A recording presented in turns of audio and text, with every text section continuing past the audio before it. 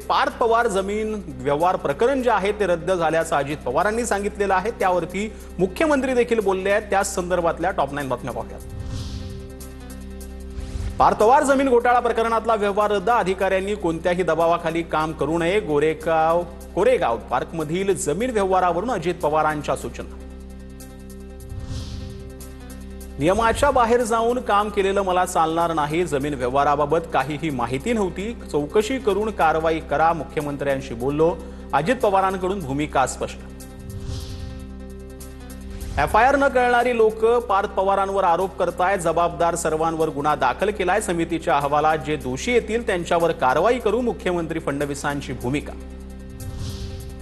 ज्यांनी व्यवहारात सह्या केल्या त्यांच्यावर गुन्हा दाखल, पार्थ पवारांवर गुन्हा का नाही या प्रश्नावरती अजित पवारांचं उत्तर। कुणाच्या दबावाखाली व्यवहार झाला, नोंदणी कशी झाली, चौकशी होणार। उपमुख्यमंत्री अजित पवारांची माहिती। पार्थ पवार जमीन व्यवहार प्रकरणी शीतल तेजवानी, दिग्विजय पाटील आणि निलंबित उपनिबंधक रवींद्र तारूणवर गुन्हा दाखल। पार्थ पवारांचे अमेडिया कंपनीमध्ये 99% शेअर्स, मात्र अद्याप गुन्हा दाखल नाही।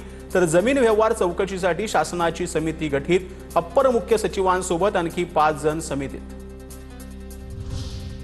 जमिनीची नोंदणी करण्यासाठी जे गेले होते त्यांच्यावर गुन्हा दाखल, त्यात पार्थ पवार नव्हते। 1 महिन्याच्या आत चौकशी करून अहवाल देईल, कुणीही वाचणार नाही। बावनकुळेंची प्रतिक्रिया। या प्रकरणी मुख्यमंत्र्यांनी समिती बनवली आहे। 1 महिन्यात दूध का दूध, पाणी का पाणी होईल। एकनाथ शिंदेंची प्रतिक्रिया। पार्थ पवार जमीन प्रकरण म्हणजे लूट आणि त्याला कायदेशीर सूट। राहुल गांधींची ट्विट करत राज्य सरकार आणि मोदींवर टीका। मोदीजी तुम्ही गप्प, कारण तुमचं सरकार दलित आणि वंचितांचे हक्क हिसकावून घेणाऱ्या लुटारूंवर अवलंबून। राहुल गांधींचा आरोप। चोरलेल्या जागेसाठी मुख्यमंत्री पांघरून घालायला बसले आहेत। उद्धव ठाकरेंचा हल्लाबोल, तर जमीन बळकावल्याचा काम सुरू आहे। ठाकरेंचा हल्लाबोल।